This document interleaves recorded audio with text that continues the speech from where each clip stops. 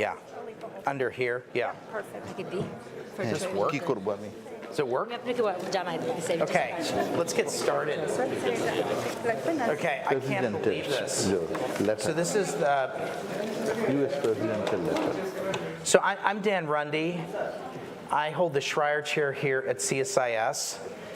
I think this is the first time I'm doing this like for real in 2 years, so thanks everybody for being here.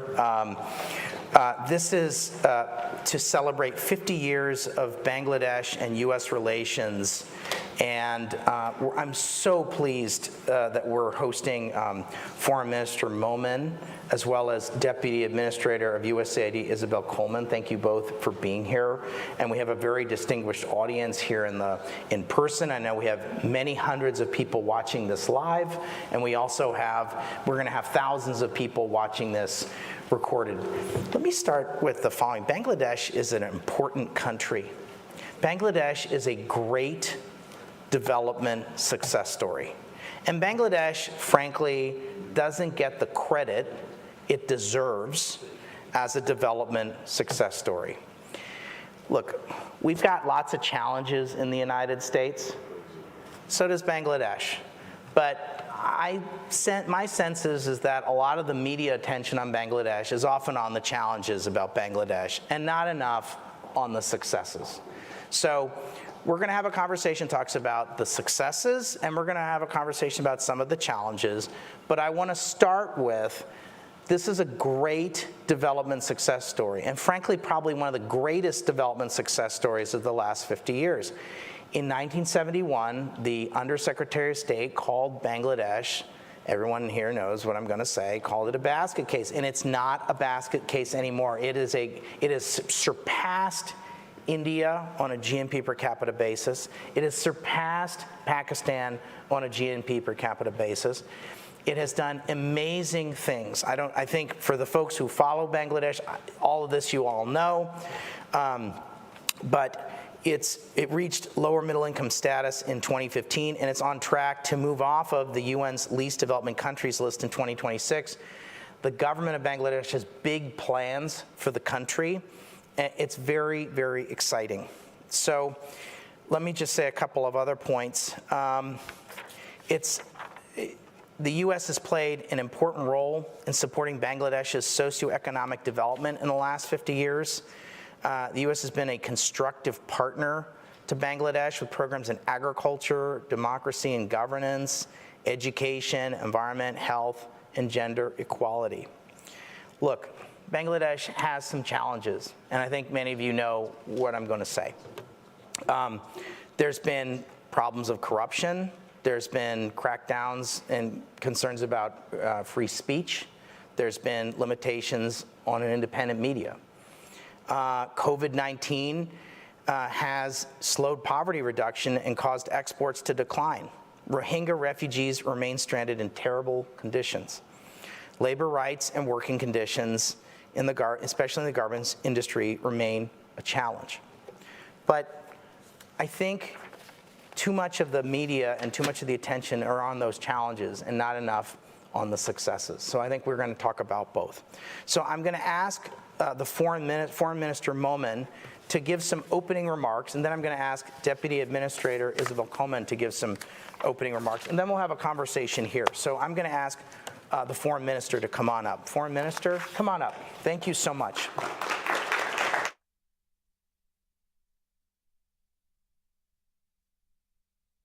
Thank you. Okay. Great. Thanks. Good afternoon.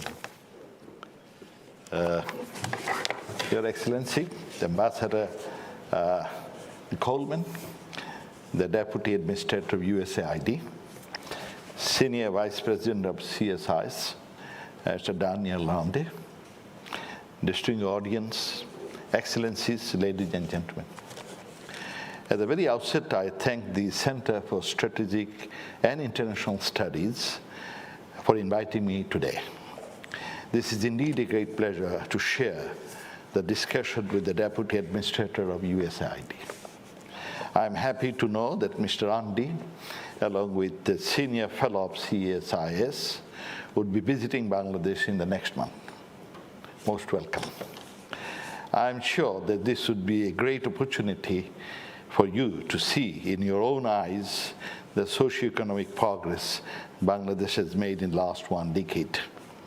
We are also looking forward to receive USAID Administrator, Her Excellency Samantha Power, to Bangladesh in near future. Ladies and gentlemen, just on yesterday, US-Bangladesh diplomatic ties have become 50 years old. I indeed had a very fruitful discussion with His Excellency Secretary of State, Mr. Anthony Blinken, and also Samantha Powers, the USAID chief. As I told him, Bangladesh looks forward for further cementing our ties with the United States in the next 50 years. We also discussed the whole gamut of our bilateral relations, including some challenging areas. We agreed to continue our discourse aimed at better understanding and subsequent stronger partnership in political, economic, and security domains.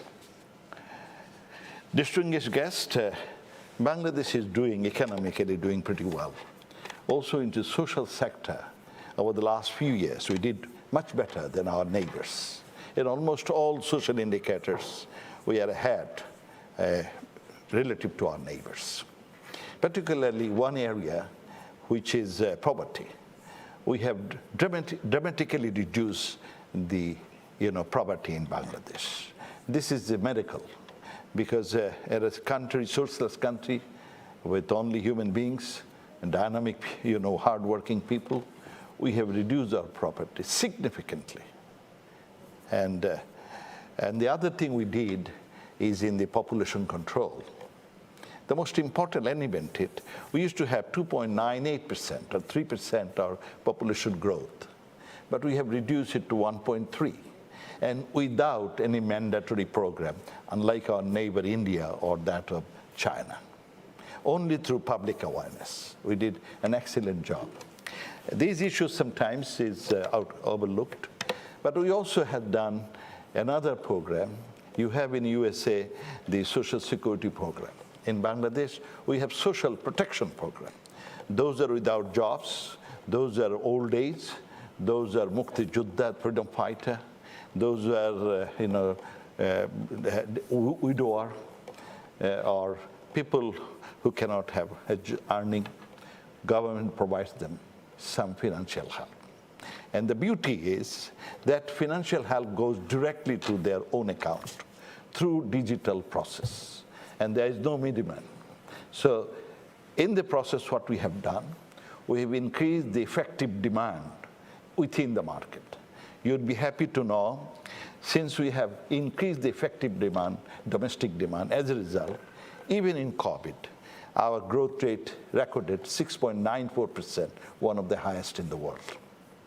3 years ago, our growth rate, GDP growth rates were 8.15%. And over the last 12 years, the average is 6.6%, one of the highest in the world. So we are working hard as to how to help improve. In the process, our Prime Minister has set a roadmap, and we are trying to reach those roadmap. One roadmap was by 2021, we'd like to be a developing country. Basically, the UN has given us certificate that we met all the criteria of becoming a developing country. She has done it. She also wanted to reduce the poverty, and I must say, she fulfilled her target. She had another objective to have, the school enrollment, primary school enrollment. And I must report that we are almost 99% primary school enrollment. Another objective was to have more female empowerment. Initially, Prime Minister Sheikh Hasina provided additional help to female students. And our ratio was, male was 65%, and female was 35%. Now the scenario is totally changed. Now, 53% are female students and 47 male. It's not by accident. It's because of targeted approach. The female students are given funding, scholarships, and many other benefit. Now, when we have reached the female are higher, the government is also started providing scholarships, funding to male students, to boys also. So this targeted approach really helped us in. The other thing Sheikh Hasina did, and my hats off to her, from 1971 to 2009, during the 38 years, the utilization of electricity, the household, only 9% people could use electricity during these 38 years. Our total production was 4,500, and actual production was 3,200 megawatt in 38 years. Remember, in 38 years, the energy production was 3,200. But within the last few years, from 2009 onwards and now, our capacity has increased 25,600 megawatt from 3,200. So that means if there is a will, there is a way. Sheikh Hasina has proved. I am happy to report that in our country now, you see the electricity has covered 100% of all the population. Result is Maverick. The productivity has gone. No industry sits idle because of shortage of the power. Now everybody is happy. Anyway, so the country is doing well. The average life expectancy also has shoot up from 65 to 73 years. According to World Economic Forum, in political empowerment to women in Bangladesh is ranked 7th, ahead of its regional neighbors since 2014. The Digital Bangladesh initiative has stimulated transformative impacts on socio-economic development, education, disaster risk reduction, women's empowerment, and so on. Our social safety net programs have also made significant expansion. Here I would like to add, we have developed disaster risk reduction program, and it is an excellent program. Prime Minister Sheikh Hasina has involved 82,000 volunteers for the disaster risk preparedness program. Whenever we get the early warning, she sends the message to these 82,000 volunteers. And what these volunteers do, they go house to house and tell them to take shelter in our shelter. We have built around 14,400, cyclone shelter. Result is, I must say, is astounding. In 1970, we have a ferocious cyclone in which 538,000 people perished. But now, we have similar ferocious cyclone and tidal waves, but the death rate is around 139 only. 538,000 and 139 people. It's astounding. We can share our expertise with other countries in managing the disaster risk reduction. Ladies and gentlemen, Bangladesh recognized the United States as a time-tested, consistent partner. The foundation of a warm relationship was laid down by the father of the nation, Bangabandhu Sheikh Mujibur Rahman, when he met President in 1974, US President in 1974. Over the years, bilateral engagements between our two countries have become multifaceted and flourished beyond the spheres of trade, investment, and development assistance. In recent time, we thank the US for its continued support for Bangladesh with more than 61 million doses of vaccine so far. Bangladesh also highly appreciates the recent US role and leadership on climate change issues. We continue to seek the support of the developed countries, especially United States of America, to ensure the annual target of $100 billion to address climate change issues. We need US support for expanding our sectoral mitigation scope from the 3 major sectors. Our relationship with the US has very nicely been stated. This week, when we are observing, celebrating our 50th anniversary, President Biden, he sent a letter to our Prime Minister. And I would like to quote from his letter. He wrote, on April 4th, we celebrate a 50-year milestone in the relationship between the United States and Bangladesh. The drive, resourcefulness, and innovation of Bangladeshis, rebuilding after 1971 war, and now forging a path of economic growth and development, serve as a model for the rest of the world. Serve as a model for the rest of the world. Kudos to President Biden.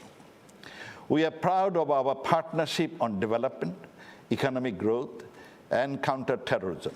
We work together to address the climate crisis, help the Rohingya survivors of genocide, and support United Nations peacekeeping worldwide, unquote. I would like to read out from his letter the first few lines also. And I quote, President R. Biden Jr. wrote, Bangladeshis and Americans alike share the ideals of democracy, equality, and respect for human rights. These elements are the foundation of healthy, secure, and prosperous societies. I am confident our partnership will continue to flourish for the next 50 years and beyond, unquote. Lovely letter. And this is what our relationship with the U.S. It's a very solid relationship, and we are very proud of it. United States is also helping us, as I said, in the Rohingya issue. But we would like to request U.S., that since they have declared the Rohingya issue as a genocide, they can appoint a special envoy for Rohingya, an American special envoy for Rohingya, so that they keep this issue heightened. And also one objective is that we always say, never again, but yet this genocide happens. So it is time that maybe US should appoint a special envoy for Rohingya, for genocide, who could keep up this work, not only in Rohingya, all across the globe. Distinguished audience, I would conclude by underscoring the need for closer understanding between our two nations at both public and private spheres. Bangladesh's remarkable development journey is an inspiring story that is now increasingly talked about.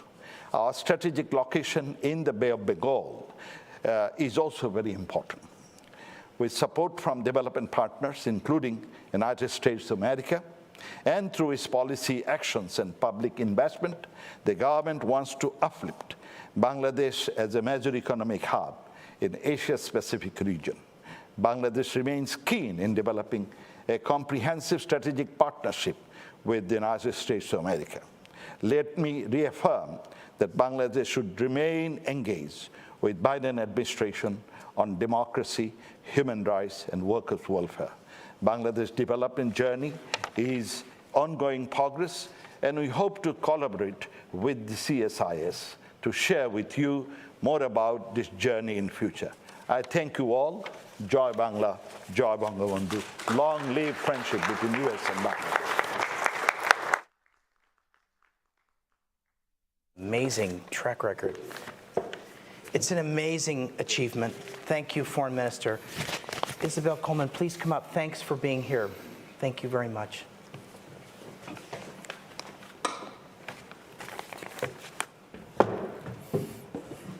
Thank you, Dan, and thank you to all of CSIS, and thank you, Foreign Minister Momen, for your wonderful remarks. It's really great to be with you here again to celebrate 50 years of diplomatic relations with the United States. As President Biden said at last year's East Asia Summit, the United States envisions an Indo-Pacific that is open, connected, prosperous, resilient, and secure. A key part of this vision is a renewed commitment and greater investment in our long-standing alliances in the region and in Bangladesh. The United States in Bangladesh has not only an ally, but a strategic partner committed to addressing the world's most pressing issues and challenges together. In 50 years, as we've just heard, Bangladesh has made enormous strides in improving the lives of its people and unlocking opportunities for growth, achieving what only a handful of countries have been able to do, graduating from least developed country status in 2026. I understand only 6 countries have been able to do that. So it really is remarkable. With more than $7 billion in development assistance from the American people, $7 billion, Bangladesh has lifted hundreds of thousands of farmers out of poverty, improving agricultural productivity and food security. You've empowered women, as you noted, to join the workforce, provide for their families, and help grow the economy. And you continue to strengthen health systems nationwide with a heightened focus in rural and underserved areas. USAID's partnership with the government and the people of Bangladesh have paid very big dividends. Since independence, rice production has almost quadrupled, thanks to increased access to agricultural inputs, advances in microfinancing and storage capacity, and the introduction of innovative new growing methods. Together, USAID has worked with the Bangladeshi government to bring electricity to nearly half of its rural population. Newborn and maternal mortality has been slashed by 2/3 since 1990. And in the past 2 decades, the national poverty rate has been cut in half, as we just heard. These gains did not come easy, however. Defending and building on them will require a continued commitment to democracy and human rights. And with the backdrop of an ongoing pandemic, a climate crisis, a refugee crisis, all taking a considerable toll on the country's people and resources, it can at times feel like an uphill battle. But the United States and USAID are standing firmly by your side as we begin this new chapter of strategic partnership. Just last week, the US government announced more than $152 million in additional humanitarian assistance, funding directly for the Rohingya humanitarian crisis. This includes support for those affected by the ongoing violence in neighboring Burma, refugees from Burma and Bangladesh, and Bangladeshi host communities. This brings the total amount of humanitarian assistance donated by the United States to more than $1.7 billion since August of 2017, the largest of any single donor.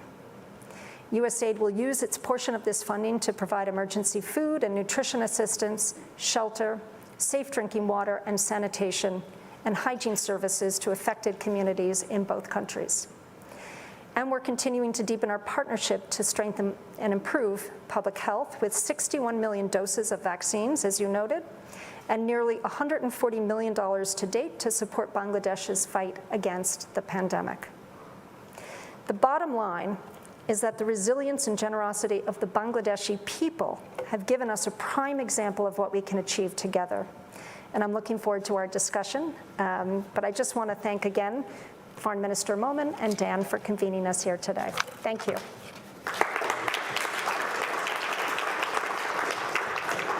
Great.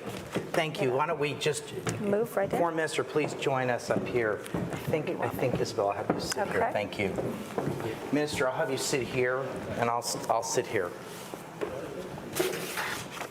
I think that's what my tech colleagues wanted, right? We're good? Right? Okay. Yep. Good. Okay. Right. So let's get started. Look, I think, as Isabel Coleman mentioned, this is one of the great development success stories of our time. Why has Bangladesh been such a big success? Let me start with you, Foreign Minister, and then Isabel. I'd love to hear from you. Why we have this success? Yeah. One is leadership commitment. When Bangladesh was created, our father of the nation, Bangabandhu Sheikh Mujibur Rahman, he created this country, and he wanted it to be Sonar Bangla. Sonar Bangla means a prosperous country. He wanted that every citizen of the country should have food, shelter, accommodation, healthcare, education. But unfortunately, he could not get it done. His administration was short-lived, only 3.5 years. But he has a vision. And he translated his vision to the leadership, the common people, people like us, young people like us. We had developed this vision, Sonar Bangla vision, that we want to achieve a prosperous Bangladesh. So that particular spirit they had, he provided spread out. Because one great characteristic of Bangabandhu, whenever he did anything, he did things with the people. He took people into confidence. And he was a great communicator. So he could translate his vision to the hearts and minds of the common people. That's the spirit we have. Then, of course, we have little difficulty. We have, there has been some military government.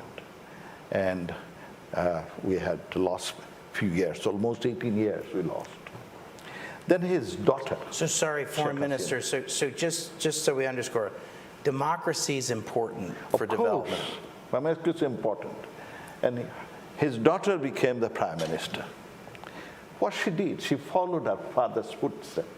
She involved people, partymen. You see, all these people, the partymen, they get involved in the development process, all across, rank and file. And she translated her vision. She created some roadmap, target.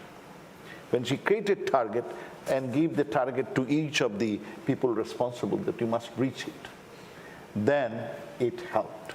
And then how we develop this, she knows where we should give priority. One area is agriculture. So she put maximum priority in agriculture. Yeah.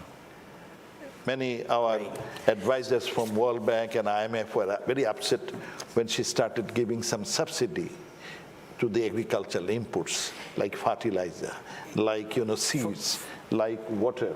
They were very upset.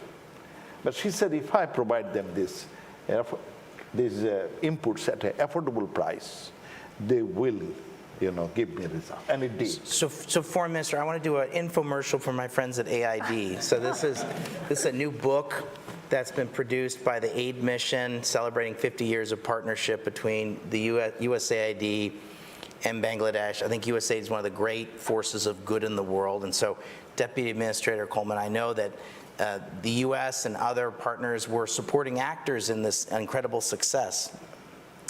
Well, I think that's exactly the right way to phrase it. We have been supporting actors. And I think just picking up on what Foreign Minister Momen said, clearly leadership has been an important element of this success story, and it truly is a success story in development terms. Good decision-making to put resources into improving Bangladesh's greatest natural asset, which is its human capital, and making investments in education and in healthcare, not just in urban areas, but in rural areas too.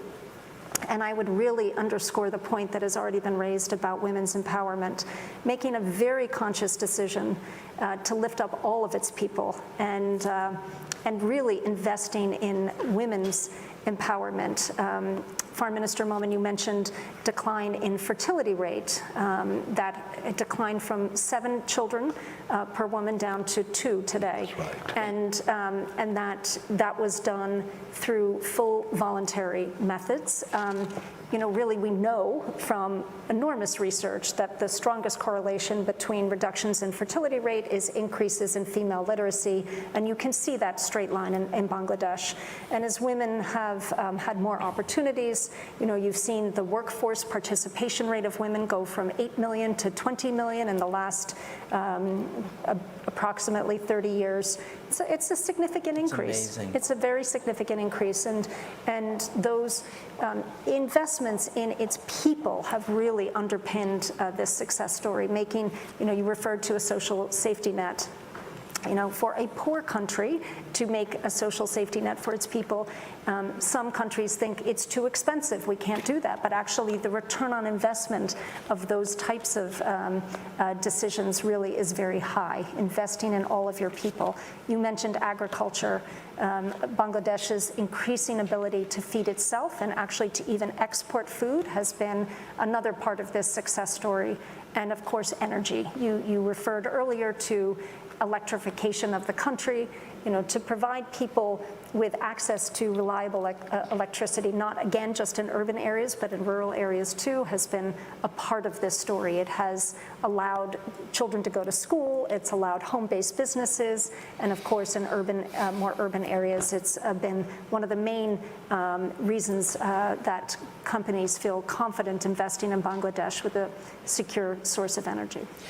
Very good. One of the challenges for Bangladesh is around climate change. Bangladesh is quite vulnerable to climate change. How can the U.S. and Bangladesh work together on climate change, Foreign Minister? There's ample scope to work together. You see, Bangladesh, our contribution to global warming is less than 0.4%. But we are one of the most climatically vulnerable countries. And because of the global warming, Bangladesh is facing a music. Each year, thousands of people are being uprooted from their homes, from their traditional jobs, because of global warming, river erosion, and additional salinity. We are trying to help them out, but it's not enough. Now, if we can reduce this global warming, then there is a possibility that we can, we can save these lives and their professions. As per varieties of estimates, within few years, 20 to 25% of our land in the coastal belt will go underwater. Wow. That means 30 to 40 million people will be uprooted. Where will they go? They will create a global security problem because we don't have enough space. We have in each Parakar area, per square mile, 2,900 people, very densely populated. So it's a security problem. Now here, USA, I'm so happy. I thank the Obama administration for rejoining the Paris Agreement. We don't expect too much from them.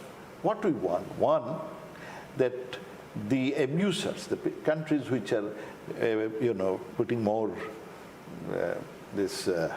carbon on, they must take aggressive NDCs so the global temperature remains at 1.5 degrees. US can take the leadership role. We will try to help them out, but US takes a leadership role. It is possible. We can achieve that. Second, we need to have some financing so that we can go for adaptation and mitigation program. We don't have enough money. So in the Paris Agreement, it was committed the development partners will provide $100 billion a year, each year. Unfortunately, not a single penny has been arranged yet. US can take a leadership role. And when I talked to Senator Kerry, he said, Abdul, don't worry, I will try to get this $100 billion. And I'm so hopeful. He is a doer. So I'm hopeful that he can. That will help facilitate in reducing global warming and also developing adaptation programs. Great. So if USA takes lead and create public opinion across the world, then the big abuse, 80% of abuse is still today by G20. And particularly 4 countries as maximum. I don't want to name those countries. Don't name them. Yes. Don't name them, Foreign Minister. But if USA take the lead, they will also try to reduce carbon emissions. In the process, we can save this planet. Thank you. Deputy Administrator, how can the U.S. and Bangladesh work together to address climate change? Well, thank you. We are working together already. This is a big element of our bilateral relationship in a variety of ways. One, of course, is helping Bangladesh become more energy independent by implementing renewable energy. So working very closely with the government in a variety of different projects on renewable energy. And the other, of course, is building resiliency. And a lot of our work that we've done has been in reforestation and helping to, you mentioned, Foreign Minister, the erosion of land due to rising waters, but replanting mangroves and other things to help stabilize areas. But a lot of this work has been going on, and we're doubling down on our efforts moving forward because this is so important. One of the most important industries in Bangladesh is the garment industry. It's the second largest in the world. It's 11% of the GDP of Bangladesh and 80% of its export revenue. It has been a major driver of pulling people out of poverty and giving people a dignified life. At the same time, there have been some challenges around safety and human rights in the sector. In 2013, the Rana Plaza building collapsed in Dhaka and left over 1,000 people dead. A horrific tragedy. How is Bangladesh ensuring worker rights for this industry while maintaining the growth and strength of this really important sector? And what can the U.S. do to help support and ensure human rights in the textiles supply chain, Foreign Minister? Before answering your one, I want to add one little thing. Yesterday we had a meeting with Samantha Powers and Ambassador Coleman, and we also talked about climate issue. And I'm so happy to report to you that USAID agreed to provide technical support for building a model arrangement of big embankment, which would be both for mitigation and adaptation in our coastal belt. Thank you. And if it is done, I tell you, it would be a model to showcase to the rest of the world that a rich country and a poor country can work together to help face these challenges of the climate change. Thank you for your, we discussed it. Now going back to, yes, you are right, that our RMG, the ready-made garment sector, is the largest, cash earner. And we had some disaster in 2012, I think. We have one disaster, the building collapse. Yeah. And as a result, around 1,100 people died, but 3,800 people were rescued. This is something nobody says about it. We had the capacity to rescue. But, it is a singular incident. And since then, there has been dramatic changes. Now we have improved the safety and security of these factories immensely. Out of the 10 best eco-friendly, secure, workplace factories in the world, 7 are in Bangladesh. 7 are in Bangladesh. So we faced the challenge, we made a methodic change. But I must say that it was an accident, the Rana Plaza, it was an accident. As there has been in 1919 in New York, it's a big fire, if you remember, the big fire. Of course. So it happened, but now we have developed, and with the help of Accord and the other one, we worked with them because we had a problem, and whenever we have a problem, we normally are very receptive to it and try to resolve. Now you talked about also the workers, the labor rights and others. We are not USA. Your per capita income is around $64,000. Ours is $2,500. It's a difference. There's a big difference. When I look at, but nowadays, since we live in a modern world where the whole world is interconnected and you see things through your cell phone in a second, naturally our laborers want better life, you see? And we are trying very hard. Our Prime Minister is committed to help improve the labor security, and she did, and also their rights. We have enacted a number of laws so that the laborers' rights are guaranteed. And also we have increased the wage for the R&D sector. Dramatically increased, dramatic increase, much more than even our neighbors, you see. So we are working on it, but we have still some weaknesses. And therefore we have suggested that we have already created roadmap with European Union and ILO for improving the labor standard, the labor security, labor rights, all those.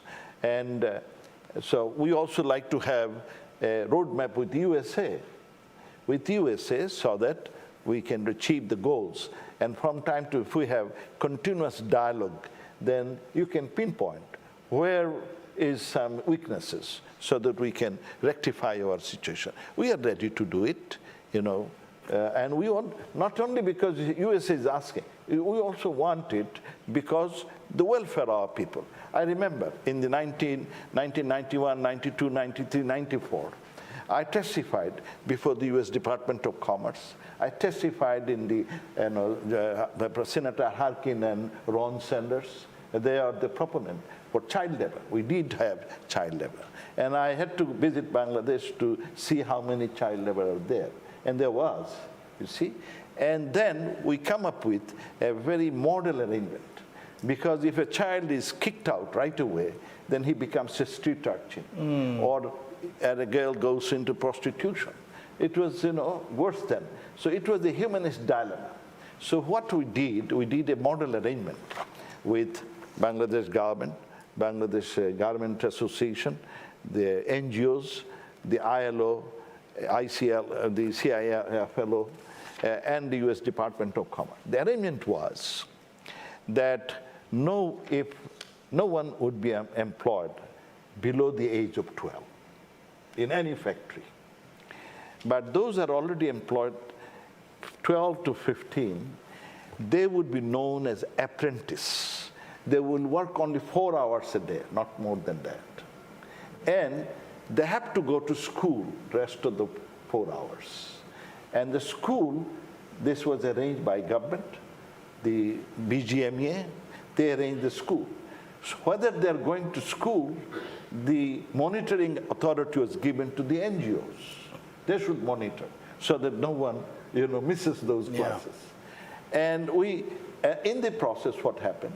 And if anybody is terminated because of his child labor, that first option would be given to their family, adult members of the family, so that the family can survive. And that arrangement was a great arrangement. It was a humanist. I had to testify before the Congress many times. It's fantastic. It worked out very well. Thank you, Foreign Minister. Deputy Administrator, I'd love to hear from you about this. Well, thank you. This is an incredibly important question, and the way you phrased it, it made it sound like, how do we keep, the garment industry growth going, but also protect labor rights? And I would say they're not in tension with each other. In many ways, the strength of Bangladesh going forward is to have a very strong record on labor rights. To make this leap to middle-income country, to go to the next level. This is not a race to the bottom. This Bangladesh, as you said, Foreign Minister, it's for the benefit of your own people, your own workforce. We at USAID, we take this very seriously. I will give a shout out to Senator Menendez, who has championed this issue for many years. It's incredibly important. But labor rights is something we firmly believe in, and we have invested in training people on collective bargaining, on articulating what their own rights should be. We have provided funds that have supported over 100 unions to get registered with the government, because we see this as a source of strength for Bangladesh going forward. It is a place where companies want to invest because they have security, peace of mind that their supply chains have safe, fair labor rights, and that's incredibly important for unlocking, capital and investment in all sorts of ways. So it's not a but, it's definitely an and. I think they go very closely together. Thank you. Great. Okay, Bangladesh is host to 1.2 million Rohingya refugees in Coxs Bazar. And what should we know about the situation in Coxs Bazar? There are a lot of concerns about the rights and necessities of the Rohingya people, and how do we meet those needs while also supporting local Bangladeshi communities that are hosting? You see this, when the Rohingya came, in the local Bangladeshi community, they came forward and they welcomed them and provided them food and others. After the international agencies, joined. We have 1.2 million Rohingya A lot.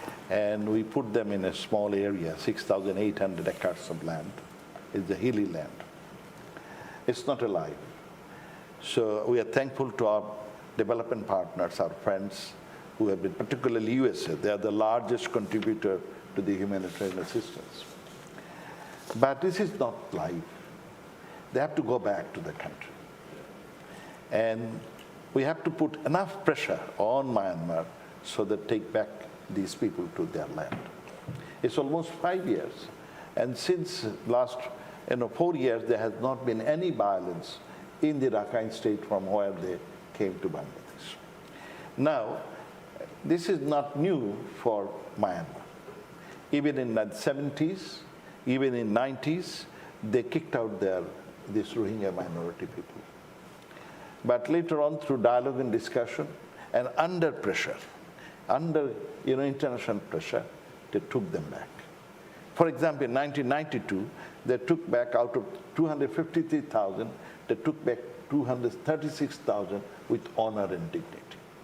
Because on those days, there was American sanction on Myanmar. But unfortunately, those sanctions were withdrawn. So therefore, we argue that the pre-Obama administration sanctions should be imposed. And secondly, the GSP facility that US is giving to Myanmar, that should also be withdrawn. And in addition, you see this, it is very sad that after the, this genocide in Myanmar, many of our partners are doing business as usual with Myanmar. You see, many of the leaders of human rights, their investment in Myanmar 2017 onwards has increased 3.5 times to 15 times. Can you believe it? Can you believe it? So when you are doing business as usual, they have no reason to be put under pressure. So it is time, and if USA takes the lead, I have a hope that they will listen and the way they lead in because Myanmar never said they will not take back, but that need to be. Problem, of course, is there is a military government. Yes. Earlier, under a democratic government, they push these people out of their country. Thank you. Deputy Administrator, I'd welcome your thoughts about this. Yeah, I mean, Foreign Minister, you and I agree on many things. I think I would be much more cautious on return right now of Rohingya to Burma. I mean, we of course, I think people living in very difficult conditions in Cox's Bazar, of course they want to return, but they don't feel safe and able to do so. And I think that there has been incidences of violence in the past 5 years that make people afraid and unable to return. And so we, the U.S. government, we are very concerned about the conditions in Cox's Bazar, and it is a very difficult situation. As you know, we are the largest provider of humanitarian assistance. It is not a good situation. We wish it could be better. We are talking about other ways to ameliorate the situation. But I would also note that Bangladesh, as not a wealthy country, has taken on over 1 million refugees, and that is a very, very generous situation. And we also recognize it's hard on host communities around Cox's Bazar. But the conditions there are very tough, with high rates of gang activity. It's very, lawless at night. I think you even acknowledge that your own security forces are reluctant to go into the camps at night. It's just become a very precarious situation, one of tremendous concern. I want to ask you both about concerns about closing civic space in Bangladesh. How can the international community work with Bangladesh to ensure a free and vibrant civil society, including Bangladeshi NGOs and human rights organizations, Foreign Minister? Before your question answer, I want to go back to Rohingya again, because here the US can take it to the Security Council and create a safe haven in the Rakhine state where they used to live. And currently military government, you see, they would be, if there is a pressure, my reading is it is possible. And if it is possible, then there could be.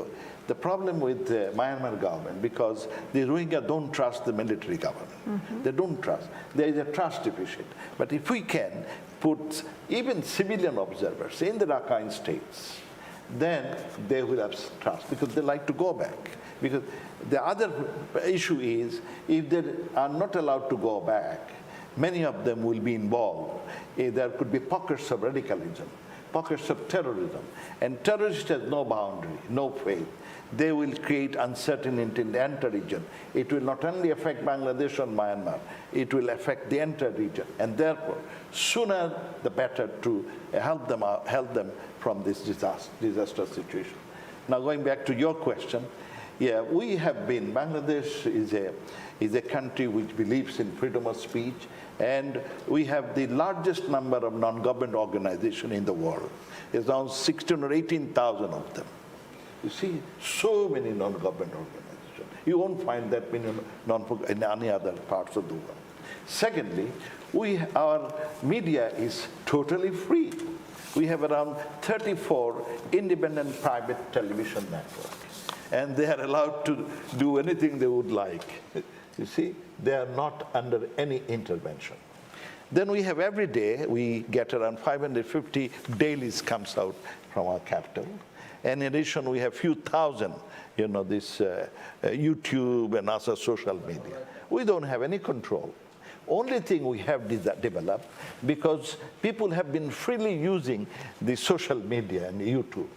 And in that case, at times, they create, venom of hatred against certain communal group. And as a result, there is a possibility of, what should I say, some group gets upset, and they at times attack other group. To avoid that, we have made a rule, it is DSA, it's the Digital Act, that you cannot put up anything that will incite another group against another.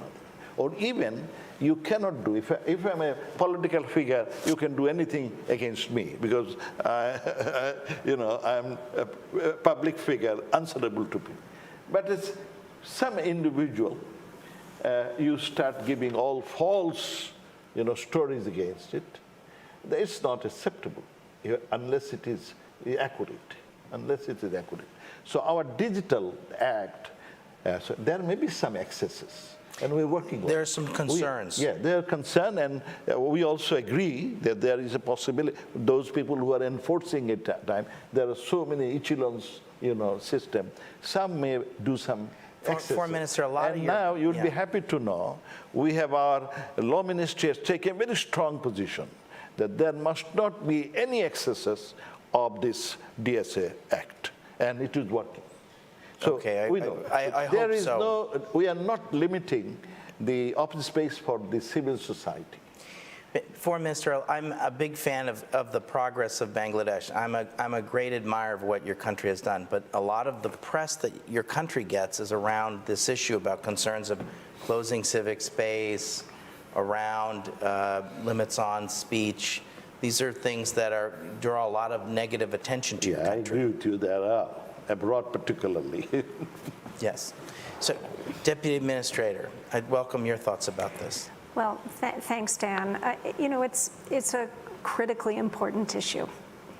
I think underpinning the strong relationship between the United States and Bangladesh is shared values and a commitment to democracy. And we at USAID, we have increased the amount of programming that we're doing on the whole portfolio of democracy, rights, and governance. We are concerned, and we share these concerns about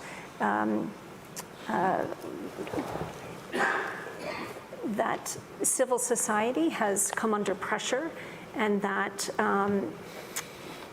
the investments that we're making are really designed to help strengthen and enable that space to ensure freedom of media, freedom of expression, and human rights, because all of these things are incredibly important for Bangladesh's future, as, again,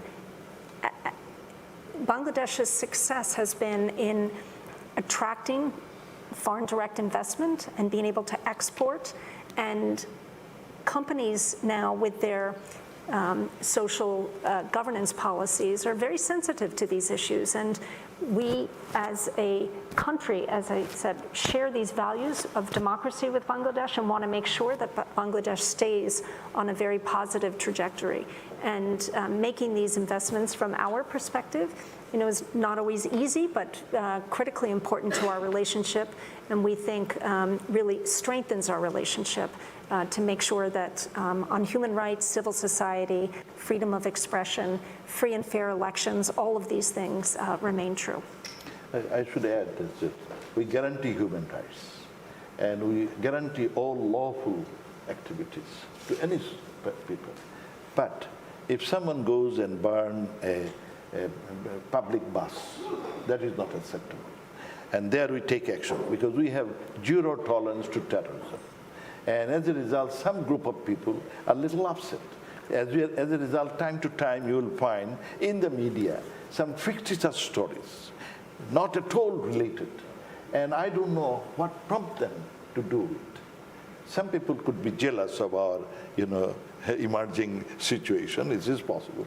But we are very concerned about, help improving the civil rights, space. Government is very concerned. That's why we have taken corrective action to rectify. If there is any excesses, of course, we will try to take action there. We are not perfect. And and if you have good suggestion, we will welcome that as to how to help improve it. Okay. Yeah, there's always room for. So I think, Deputy Administrator, it sounds like we have, to the extent our embassy and our mission have a list of things to share with the foreign minister, we ought to pull those together and share those. I know, Commissioner, we have an ongoing dialogue, Those I'm sure. conversations, there is absolutely an ongoing dialogue. An ongoing dialogue, I'm sure. Okay, so I suspect this is work in progress, Foreign We have Minister. a new ambassador out of Bangladesh, and I know that this has been on the agenda already. Yeah. So. Look, I would love to hear from, there's some very thoughtful people in this audience who know Bangladesh really well. I want to give a chance for one or two questions. We have a microphone over here. So this would be the opportunity. I have a couple, I could ask questions all day long, but I want to don't be shy. This is the first time I've done this in 2 years, so this is an opportunity. So if you want to, if you say your name and your organization, and you get extra credit if you keep your question or comment brief, we can get a couple of these in. So here's an opportunity. Please, sir, go ahead to the microphone. Name, organization, keep your comment or question brief. Thank you. Good evening. First of all, thank you. Yeah, we can hear you. Can you hear me? Yes? Yes, we can hear you. Go ahead. First of all, thank you so much to arrange CSIS today's event, and Coleman and our Honorable Foreign Minister, Dr. A.K. Momin, and Mr. Daniel, hopefully you are Daniel, and our all distinguished guests from Bangladesh, Foreign Secretary, Mr. Masood Momin, our Honorable Ambassador. Ask the question. Yeah, go ahead. I'll ask the question. So, all distinguished guests, good evening. My question actually about the Rohingya issue. Yesterday I sent a two-question email. So I don't know if you receive or not, but I can get chance. Thank you so much. Why not America helping to Bangladesh harshly to pressure to the Myanmar to get back all Rohingyas, 1.4 million in Bangladesh? You said Bangladesh is one of the actually developing country. It's a very poor situation. It's very burden for us to 1.4 million Rohingya month after month, year after year, to saying, why not America helping, not just vote, pressure to China, Russia, those people are creating obstacle. This situation, get back them in the Rohingya as early as possible. I think I understand your point. Okay, I think this is great. Thank you so much. Okay, anybody else? Okay, extra credit if it's short, so keep it short, please. With a question mark. Yeah.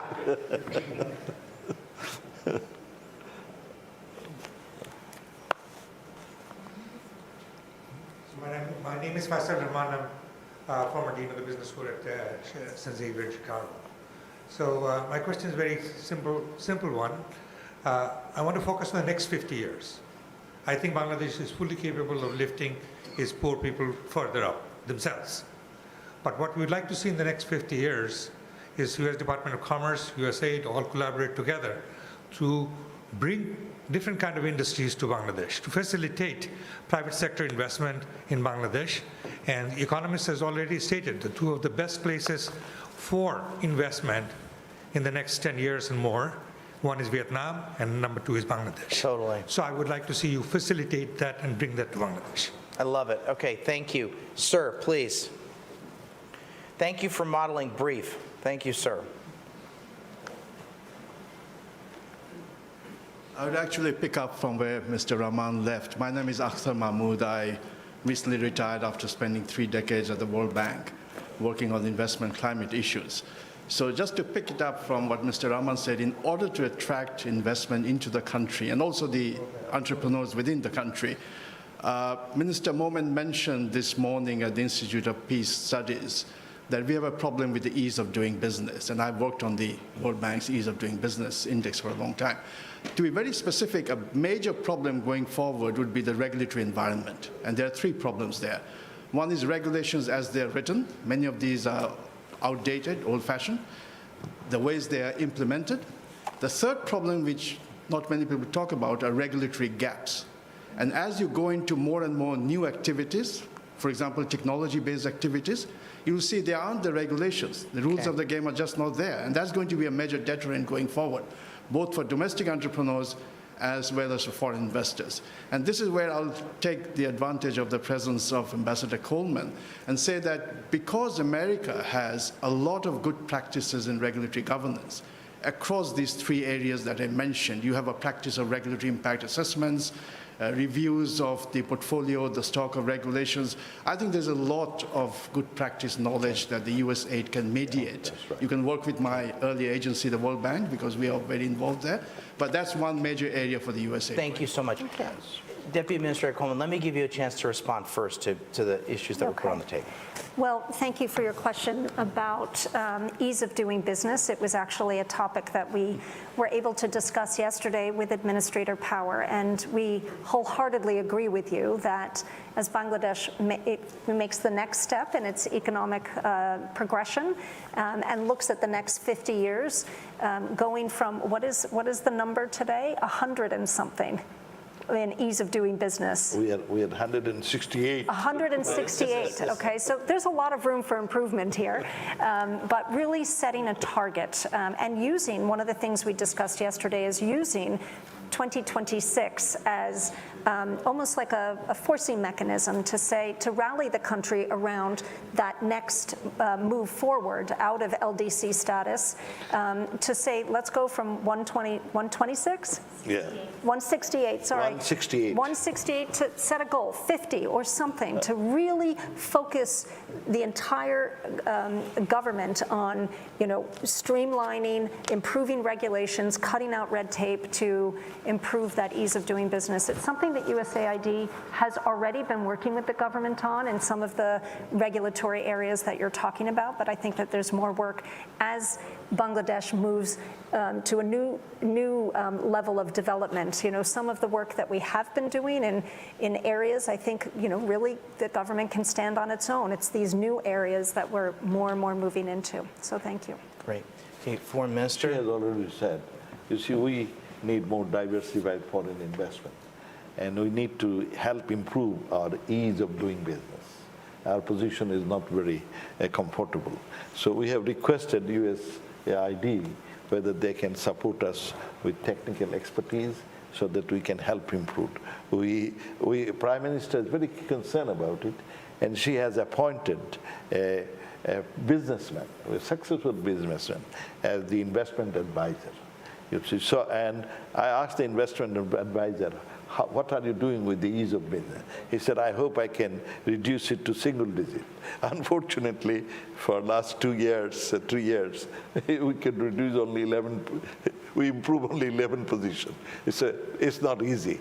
So therefore, we look forward, your innovative ideas, the way you have done it, your best practices, so we can do it, and in the process, hopefully our relationship will solidify with multiple opportunities of investment. There is opportunity investment. We must to capitalize the situation, and ease of doing business is one of the impediments. So we need their help and support. So, Foreign Minister, I want to take advantage of the fact that you're with us. I think what the investments in women and girls have been, I think, one of the key drivers of success in Bangladesh. I care a lot about South Asia. I don't consider myself necessarily a South Asia hand, but I watch other countries in the region, in particular Afghanistan, and this crazy ruling, this outrageous ruling to prevent girls from going to school after 6th grade.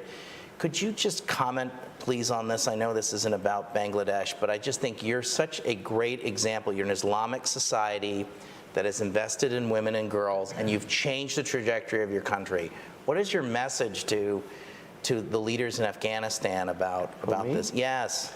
Yeah, we have said to the new Afghan government that Bangladesh believes in democracy, and Bangladesh believes in women empowerment.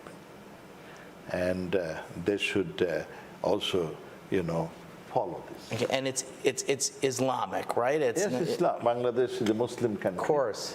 But yet we have been promoting, because in Islam, our Prophet Muhammad, you see, his wife was a business lady, and he encouraged education to everyone, men and women. And during even his time, many women became highly learned, educated. Islam gives highest emphasis to knowledge, and therefore the women cannot be deprived of the knowledge. Amen. Thank you, Foreign Minister. Thank you all very, very much. Thank you. We'll end it here. Thank you. Thank you. Thank you.